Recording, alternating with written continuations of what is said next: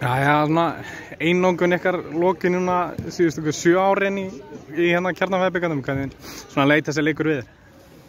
Bara eins og oft, mikil barátta, allt og mikið stopp og eðlilega kannski eftir að Þór verið einu færri sitjum við meira á leiknum og því miður það bara náum við ekki skora. Þór vörðust vel og gerðu vel og hérna bara óskum til hamingju, unnum leik í ótrúlegum bráðabæni vítaspyrnukeppni og hérna þannig já, bara vel gert af þeim og ég hefði viljað skora einhver mörk í leiknum. Já, mikið stopp, þið neyðist til að gera svona 3 skiptingar í fyrri hálfleik. Hvernig er svona staðan á mönnum? Það er bara ekki góð. Við erum með, ég held að hafa 6 meðst í þessu leik. Þetta er einhvern veginn eftir okkur með óþolandi en hérna og já, báðir markmennir okkar. Ég var ekkert parsáttur alltaf við Þórsarana þegar hérna við tókum báða markmennir okkar úr leik. Annar er neðbrotinn og hinn og bæði skiptin að markmennir okkar búin að taka boltanum með höndum.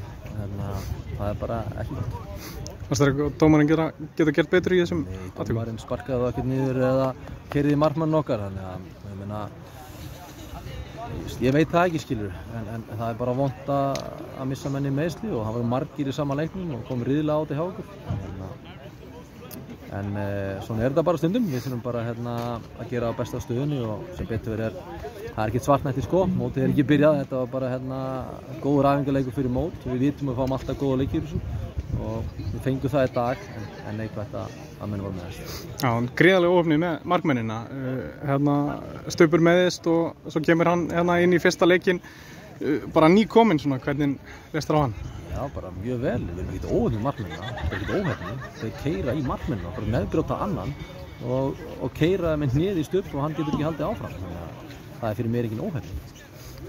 En svona, já, þið tapið þessum leik, svona, já, eruð manni fleiri allan seinni hálfleikinn, svona, hvernig lítur á seinni hálfleikinn sérstaklega?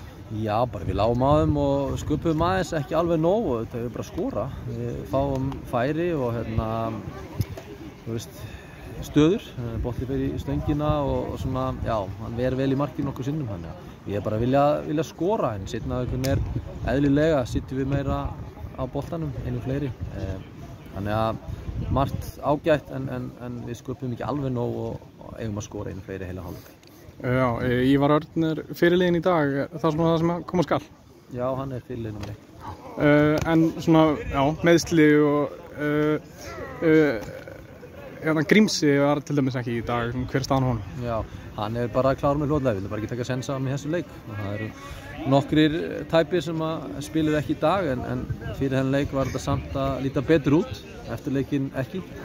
Þannig að það er búið að vera smá ströggl á okkur, nú þurfum við bara að sýna úr hvernig við gerðir. Við erum bara að nota hópinn og eins og sagði, þetta er ekki svartnætti, bara það er pirrandi að menn sem við meiddir og við viljum komast í takt.